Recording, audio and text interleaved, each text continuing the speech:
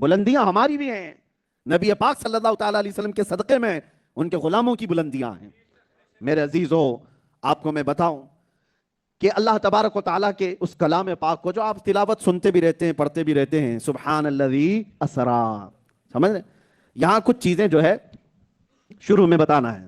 لوگ یہ سمجھتے ہیں کہ کچھ گمراہ فرقے یہ چال لے کر کے آتے ہیں، ارے ہم معراج کے سفر کا انکار نہیں کرتے، لیکن بات یہ ہے کہ حضور پاک صلی اللہ تعالیٰ علیہ وسلم سوئے ہوئے تھے اور خواب میں اللہ نے یہ سب دکھا دیا ہے، خواب میں اللہ تعالیٰ نے یہ سب دکھا دیا۔ اور ایک فرقہ ہے وہ کہتے ہیں کہ نہیں، اللہ نے رسول اللہ کی روح کو یہ معراج کرائی، سفر کرائی، حضور جسم کے ساتھ وہیں تھے۔ یہ کیا باتیں ہوئی؟ یہ سب جو چیزیں پھیلائی جاتی ہیں، کیوں؟ اس لیے کہ تمہاری عقل مان جائے، ہاں روح کا سفر تو ہو سکتا ہے لیکن حقیقت سے اس کا تعلق نہیں ہے۔ قرآن میں جو کہا گیا سبحان الذی اسرا بعبدہ، پہلے میں لفظ سے ثابت کر دوں، قرآن کے الفاظ کہتے ہیں پاک ہے وہ ذات جس نے اپنے بندے کو، بعبدہ، عبد کا لفظ آیا ہے قرآن میں، عبد کا سے مراد کون ہے؟ رسول اللہ کی ذات۔ یہ تو سب کا ماننا ہے کہ عبد سے مراد کون ہے؟ رسول اللہ کی ذات۔ اور عبد عربی میں روح کو نہیں کہتے، جسم کے مالک کو کہتے ہیں۔ عبد بندہ کس کو کہتے ہیں؟ روح اور جسم دونوں ہو۔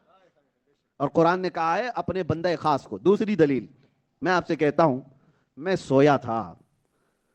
پہلی بات یہ ہے کہ آپ کو یہ بھی معلوم ہونا چاہیے، روایتیں بتاتی ہیں مکہ کے کفار اور مشرکین نے جب یہ واقعہ معراج سنا تو انہوں نے قبول نہیں کیا، انکار کیا ہے، کہا محمد صلی اللہ تعالیٰ علیہ وسلم ایسی بڑی بڑی باتیں کر رہے ہیں، ہم اس کو نہیں مانیں گے۔ انکار کیا کہ نہیں کیا؟ یہ سب مشہور ہے۔ ابو جہل پارٹی پوری انکار کر گئی، یہ سارے لوگ انکار کرنے والے لوگ ہیں۔ سنیے آپ، وہ عقل والے لوگ تھے کہ نہیں؟ ارے سمجھ بوجھ رکھنے والے لوگ تھے کہ نہیں؟ وہ تو سمجھ سکتے تھے، انسانی عقل و شعور رکھتے تھے۔ میں اگر ابھی آپ سے کہوں کل رات میں سویا تھا اور امریکہ گیا، وہاں سے پھر یو کے گیا، پھر نیوزی لینڈ گیا، پھر وہاں سے ممبئی آ گیا، رات کو خواب میں یہاں وہاں گیا، تو آپ لوگ کیا کہیں گے؟ ہو سکتا ہے خواب میں کوئی آدمی کہیں پر بھی جا کے آ جائے، یہ تو نہیں کہیں گے جھوٹ بول رہا ہے۔